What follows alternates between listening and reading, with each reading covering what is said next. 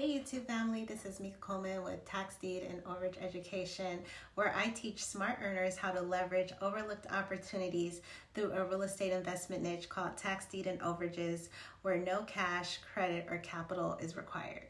And so let me get right into it. I want to talk about traditional versus tax deeds.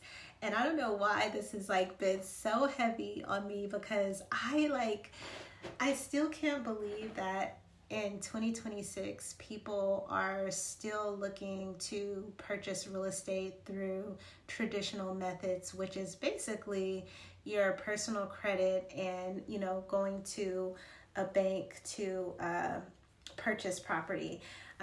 Most of the time, it's your credit score, your income, and a bank. And so today I want to talk about traditional versus tax deeds. They both have their pros and cons, because you do need some type of capital, but I'm gonna get into that because technically you may not. So I always like to, when I do give presentations or I am speaking at an event, I always do myths or get people to unplug and think a different way, because I think a lot of times we're so what do you call it, laser focus, not laser focus, what is that when you're tunnel vision, that's the word I was looking for.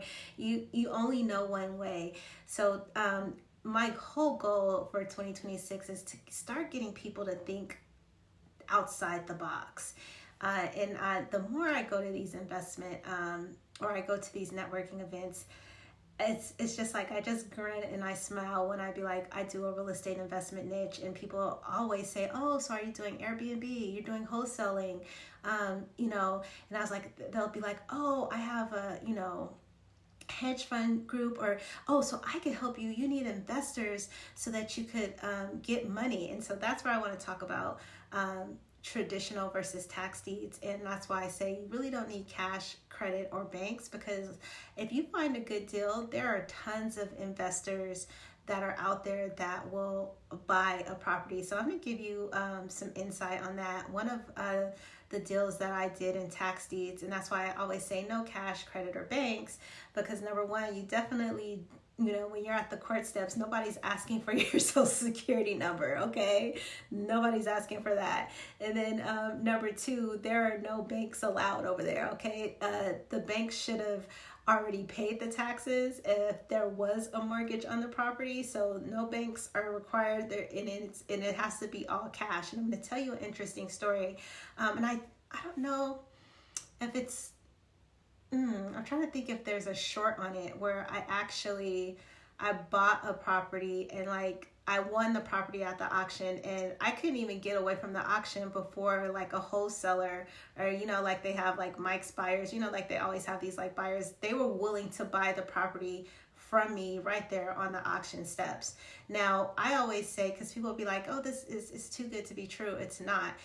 You really don't need cash, because guess what I could have really done? He already had research. I don't even know why he didn't even invest in the property. It's kind of weird.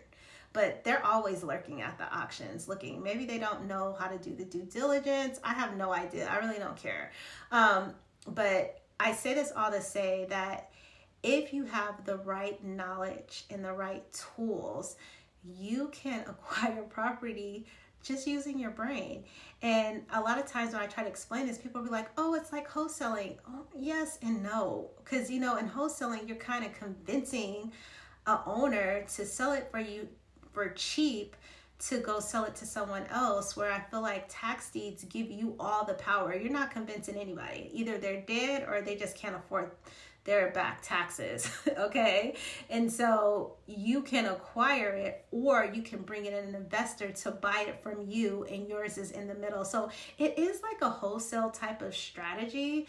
But for me, I don't know, because I've been burnt so many times with in the past, and I think it's kind of a rookie mistake I used to make. I thought the, locking a property in, and I used to do foreclosures back in the day, where I would go pay the back taxes and have them sign over. I mean, they're behind mortgage, and I would have them sign over the deed, and then I would try to shop it to investors, and I'll never forget, this investor backdoored me. I was so upset. And then it became like this whole lawsuit, right? But I'm like, we wouldn't even be talking about this property if I hadn't paid, the back payments.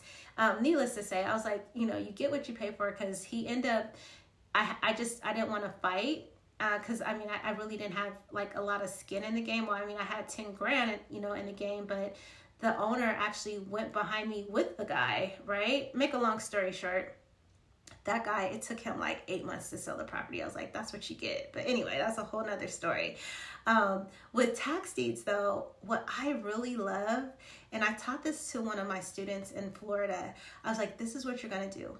You're going to go to this county, you're going to go look at the list, you're going to do the research, and you're going to make sure that there's $20,000 or $30,000 worth what the list is telling you that you can buy it for. I said, then you're going to go shop the buyers for this property before you even purchase it. And that's a strategy that I like to teach people, but it can be tricky. But I also know that a lot of people don't know about lands available. I think some people do and some people don't, but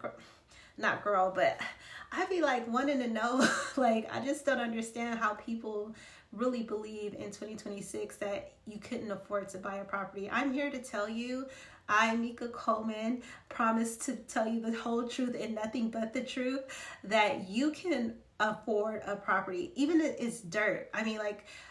What really started me in this whole business is my first tax deed. I won't even say it's a property. My first tax deed acquisition was dirt. $750, you guys. I bought some dirt for $750 and I sold it for $15,000. And that's when I realized there's a lot of opportunity in dirt, because you don't have to have an appraisal. You don't have to worry about fixing. You don't have to worry about negotiating. You don't have to worry about anything. But is the dirt buildable? Can someone build on it? You got to, of course, know the zoning and all that stuff. But I say that all to say that in 2026, there's no excuse why you shouldn't be able to acquire any property. And I don't know if you guys know what's going on in Florida, but I'm like, every day when I'm like, I like to do a lot of the excess proceeds in Florida. And so while I'm researching it, I always kind of tiptoe over to like what's available. And I'm like thinking in my head, like,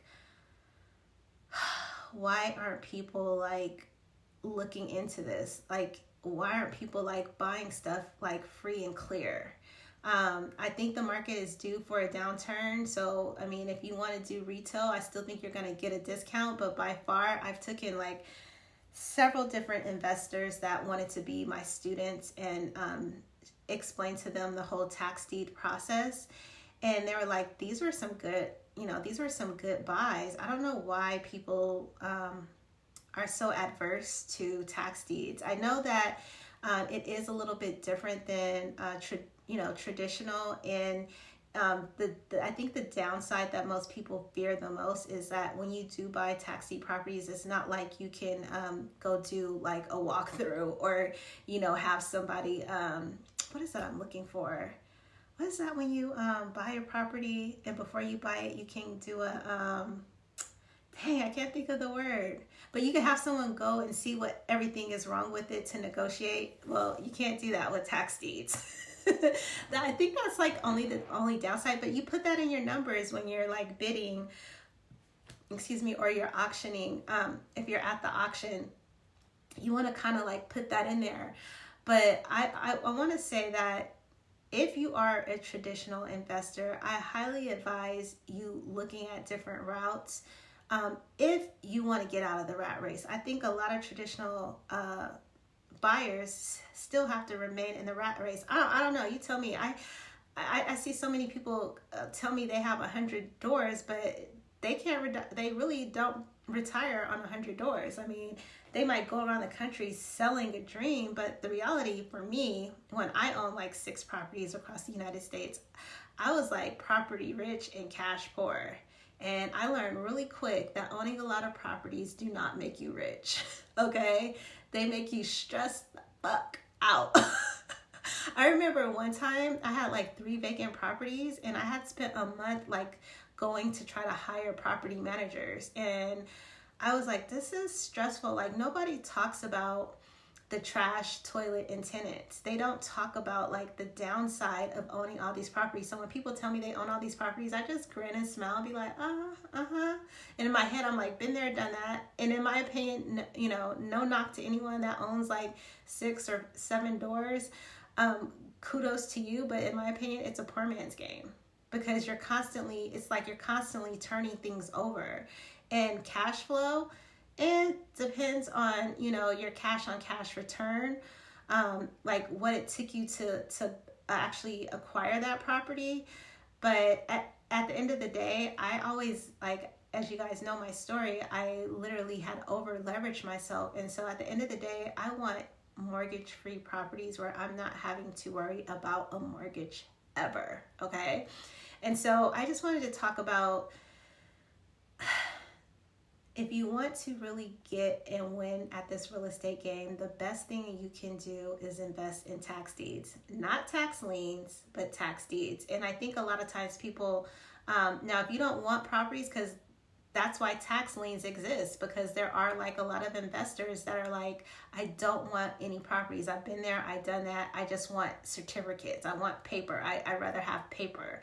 And so tax liens is a certificate. You become like the collector from the county, whereas tax deeds, you actually get the deed. Oh, and I want to stress one more point.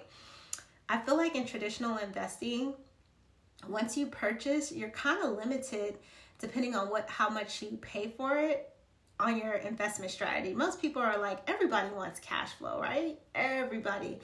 But I feel like if you buy a property, like I have a friend now, she bought a property like, you know, 3 or 4 years ago, and she's like, I just want to get out of it. But she's like, my mortgage doesn't cover the rent. And I think that a lot of traditional investing pigeonholes you. You're like stuck with this mortgage, and it doesn't make sense for you to rent it out because it doesn't cover the mortgage. Whereas I feel like in tax deeds, you have a variety, because if you buy it right, and I always stress this, if you decide to get into tax deed investing, I always stress, make sure you're buying it cheap enough that you could do 3 or 4 things with it. You can fix or flip it, you can wholesale it, or you can buy and hold and rent it. Either of those strategies will work if you buy right.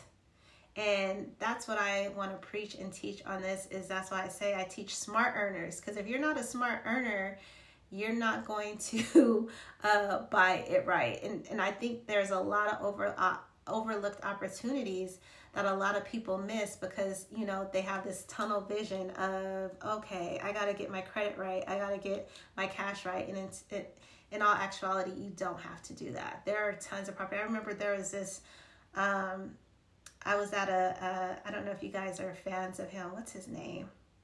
Damn, I can't think of his name off the top of my head. He always has events in Florida. Oh my gosh, what is his name? Anyway, he teaches alternate universe. What is his name? Oh my God, I can't think of his name. Anyway, I was out in Florida, and every state I go to, I look in the county and I look for, you know, lands available. And they like have these beautiful like townhomes like by the beach. And I was like, why is nobody buying this? Like, what is going on? And come to find out that Florida, as you guys probably know, they don't, it's hard to get like, home insurance. So people were literally like letting things go, which is an opportunity for people like you and I. You could buy a tax deed property. Now it may not be insured, but you buy it cheap enough. There's so many different things you can do, but I guarantee you could cash flow an Airbnb it, because who doesn't want to be in Florida by the beach? You know, except for the hurricanes, right? But anyway, I'm rambling on and on. What I wanted you to get from this video is to look into changing your mindset of investing traditionally versus tax deeds. Tax deeds is one of the best ways that you can actually acquire real estate mortgage-free, and a low capital entry. And if you do excess proceeds, I always like to call it an infinite return, because you're using money that you acquired from claiming an excess proceed into a tax deed and never using any of your money. See how that works? I hope this helps. Happy investing, you guys. And I hope this made sense to you. If you